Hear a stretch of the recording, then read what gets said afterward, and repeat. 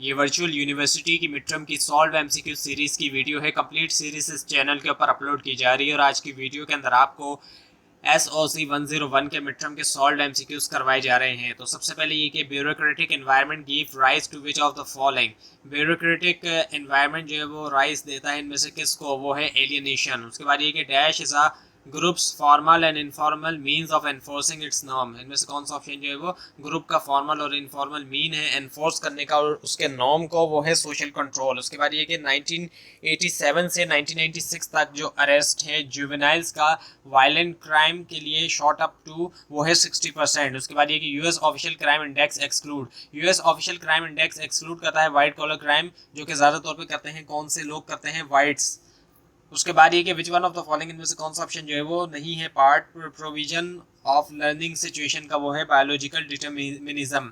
उसके बाद ये इनमें से कौन सा जो है वो कवर करता है पीरियड जो है 20 से 40 ईयर तक, और इस पीरियड के दरमियान पर्सनैलिटीज जो है वो फॉर्म्ड होती हैं, वो है अर्ली एडल्टहुड। उसके बाद ये कि वायलेशन ऑफ नॉर्म जो है यूजुअली जो है वो जाना जाता है किसके तौर पर, वो है डेविएंस। उसके बाद ये कि कास्ट सिस्टम प्रिवेल करता है कौन सी सोसाइटीज में, ट्रेडिशनल सोसाइटी में। उसके बाद ये कि इनमें से कौन सा ऑप्शन जो है वो बायोलॉजिकल प्रोसेस है, वो है लाइफ कोर्स। उसके बाद ये कि इनमें से कौन सा जो है एक अप्रोच है अंडरस्टैंड करने के लिए ह्यूमन बिहेवियर को प्लेस करते हुए उसको ब्रॉडर सोशल कॉन्टेक्स्ट में, वो है सोशल पर्सपेक्टिव।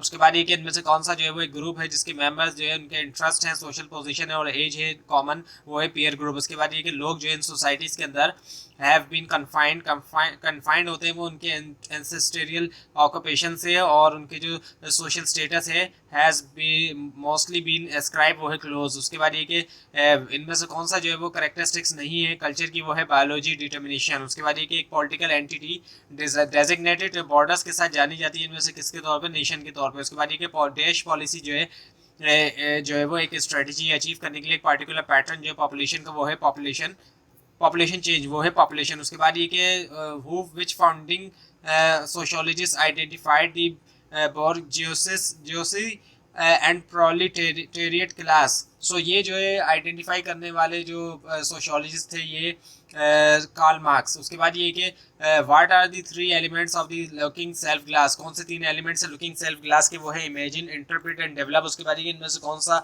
ऑप्शन जो है वो फोकस करता है जेनेटिक प्रीडिस्पोजिशन पे इंडिविजुअल्स के डेविएंस और क्राइम की तरफ, वो है साइकोलॉजिस्ट और सोशियो बायोलॉजिस्ट। उसके बाद ये कि स्मॉल सोशल ग्रुप जिनके मेंबर्स शेयर करते हैं पर्सनल और एंड्योरिंग रिलेशनशिप, वो जाने जाते हैं किसके तौर पे, एक प्राइमरी ग्रुप के तौर पे। उसके बाद ये कि एक टेम्परेरी क्लस्टर जो इंडिविजुअल्स का हु मे और मे नॉट इंटरेक्ट, जो कि कर भी सकता है ना करे interact at all, is known as, वो जाना जाता है किसके तौर पे, क्राउड के तौर पे। उसके बाद ये कि ज़्यादा लोग जो है वो ज्वाइन करते हैं डैश ऑर्गेनाइजेशन अपनी लिविंग के लिए, वो है यूटिलिटेरियन। उसके बाद ये कि वेबर के मुताबिक इनमें से कौन सा कंट्रोल जो है वो इनमें से कौन सा जो है वो कंट्रोल करता है मींस ऑफ प्रोडक्शन जो है, ऑल दो they do not on them, हालांकि वो ऑन नहीं करता, वो है मैनेजर्स ऑफ कॉर्पोरेशन। उसके बाद ये कि मेंबर्स जो है वो फिजिकली और सोशली सेपरेट करते हैं, सेपरेटेड फ्रॉम आउटसाइडर या फिर सिविल सोसाइटी, ये जो है डिस्टिंग्विश फीचर है इनमें से किसका, वो है कोर्सिव। उसके बाद ये कि मशीनरी जो है सोशल कंट्रोल की यूजुअली रिप्रेजेंट करती है इंटरेस्ट जो है लोगों का किसके साथ, सोशल पावर के साथ। उसके बाद ये कि इनमें से कौन सा जो है वो सोर्स है प्रॉफिट की, जिसमें कैपिटलिस्ट जो है वो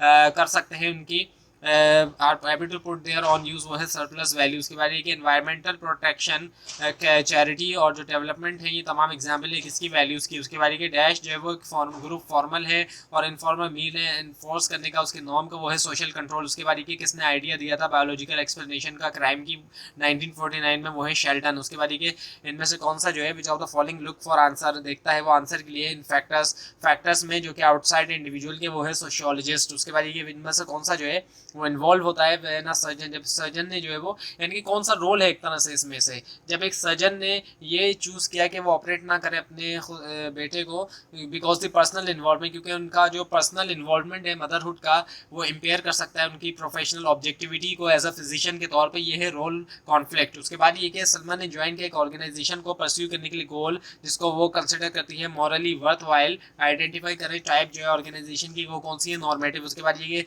कुछ केसेस में क्या होता है कि हिंदू ये फील करते हैं कि उनका जो कल्चर है वो सुपीरियर है दूसरों के मुकाबले में, सो ये चीज़ शो करती है क्या, एथनोसेंट्रिज्म। उसके बाद ये कि लैक ऑफ इंटरेस्ट होना सक्सेस में, लेकिन सपोर्ट करना मीन्स ये जो है क्या है, डैश है मोड ऑफ एडॉप्शन में, वो है रिचुअलिज्म। उसके बाद ये कि डैश जो है वो प्रोसेस है जिसके जरिए लोग जो है वो सीखते हैं इंट्रैक्शन के जरिए दूसरों के साथ, वो है सोशलाइजेशन। उसके बाद ये कि कायदे-ए-आज़म जो है being a great leader of Pakistan is dash for Pakistani. So वो क्या है, एक ग्रेट लीडर होने की वजह से वो पाकिस्तानियों के लिए क्या है, रेफरेंस इंडिविजुअल हैं। उसके बाद ये कि we have an aggressive drive which fruit called as, हमारे पास एक एग्रेसिव ड्राइव है जिसको फ्रूट ने कहा था क्या, एज डेथ इंस्टिंक्ट। उसके बाद ये कि एक सोशल सिस्टम बेस्ड करता है लार्जली जो है इंडिविजुअल अचीवमेंट के ऊपर, और ये परमिट करता है कंसिडरेबल सोशल मोबिलिटी, रिकग्नाइज किया जाता है किसके तौर पे, ओपन सिस्टम के तौर पे। उसके बाद ये कि डैश एजेंट्स जो है वो सोर्सेस हैं फ्रॉम विच वी लर्न, जिसके जरिए हम लर्न करते हैं सोसाइटी के बारे में और खुद के बारे में, वो है सोशलाइजेशन। उसके बाद ये कि प्रोसेस जो क्रिएट करने का new cultural element, existing element से वो जाना जाता है किसके तौर पे, इन्वेंशन के तौर पे। उसके बाद ये कि the greater the persons access to legitimate opportunity, जितना ज़्यादा एक्सेस होता है एक पर्सन का लेजिटिमेट अपॉर्चुनिटी तक, ग्रेटर द एडवांटेज, उतना ज़्यादा एडवांटेज होता है। कन्फर्मिटी का ये आइडिया था जिसको प्रेजेंट किया था किसने, टी हस्ची ने। उसके बाद ये कि एक स्टेटमेंट जो कि इलस्ट्रेट करता है कि कैसे और क्यों जो स्पेसिफिक फैक्ट जो है वो रिलेट करते हैं एक दूसरे के साथ, वो कहलाता है थ्योरी। उसके बाद ये कि dash refers to the tension, इनमें किस ऑप्शन से मुराद टेंशन होती है अमंग रोल के दरमियान जो कि कनेक्टेड होते हैं सिंगल स्टेटस से, वो है रोल स्ट्रेन। उसके बाद ये कि डैश जो है वो एक फॉर्मल ऑर्गेनाइजेशन है जो कि इंडिविजुअल ज्वाइन करते हैं ताकि अकम्प्लिश करें उनके मॉरल गोल्स, वो है नॉर्मेटिव ऑर्गेनाइजेशन। उसके बाद ये कि dash has the greatest impact on socialisation, इनमें से कौन सा ऑप्शन ऐसा जिसका बहुत ज़्यादा इम्पैक्ट है सोशलाइजेशन पे, वो है फैमिली। उसके बाद ये कि फ्रूट कॉन्सेप्ट के मुताबिक डैश जो है वो एक बेसिक ड्राइव या नीड है ह्यूमंस के लिए, वो है इड। उसके बाद ये कि ऑफेंसेस जैसे कि थेफ्ट, बर्गलरी, असॉल्ट और रेप, ये जो है वो यूजुअली तौर पे कहलाते हैं स्ट्रीट क्राइम्स। उसके बाद ये कि कल्चरल पैटर्न जो कि दो जो कि वाइड स्प्रेड है एक सोसाइटी की पॉपुलेशन के दरमियान, वो जाने जाते हैं किसके तौर पे, पॉपुलर कल्चर के तौर पे। उसके बाद ये डैश एक्सप्लेनेशन जो डेवियंस की फोकस करती है नॉर्मलिटीज़ पे, इंडिविजुअल के अंदर फोकस करती है पर्सनैलिटी डिसऑर्डर पे, वो है साइकोलॉजिस्ट। उसके बाद ये इनमें से कौन सी टर्म जो है वो जानी जाती है, गिविंग अप थिंग, या इनकी छोड़ दें चीज़ों को in the present for the sake of greater gains, ताकि हासिल किया जाए ग्रेटर गेन फ्यूचर के अंदर, वो है डेफर्ड ग्रेटिफिकेशन। उसके बाद ये कि रेप्लिकेबिलिटी जो है फिनोमेना की वो एसेंशियल है रिपीट करने के लिए ऑब्जर्वेशन, ये जो है कौन सी कैरेक्टरिस्टिक्स है साइंटिफिक मेथड की, वो है वेरीफाइबल। उसके बाद ये कौन सी टाइप जो है मोबिलिटी की, उसके अंदर जो है वो क्या है, मूवमेंट अप है और डाउन है, स्ट्रेटिफिकेशन सिस्टम की, मेंबर्स के जरिए सक्सेसिव जनरेशन की, फैमिली की, वो है इंट्रा जनरेशनल। उसके बाद ये कि ऑर्गेनाइज इंट्रैक्शन लोगों का एक नेशन के अंदर या फिर कुछ दूसरी बाउंड्रीज में जाना जाता है किसके तौर पे, सोसाइटी के तौर पे। तो ये थी आज की वीडियो। आपको अगर इस बारे में कोई क्वेश्चन है, खासतौर पर इसमें कोई मिस्टेक दिखाई दे जरूर हाईलाइट कीजिए, और इस पूरी सीरीज को देखने के लिए इस चैनल को सब्सक्राइब कीजिए, बेल आइकन के ऊपर क्लिक कीजिए। Thanks for watching this video and best of luck for your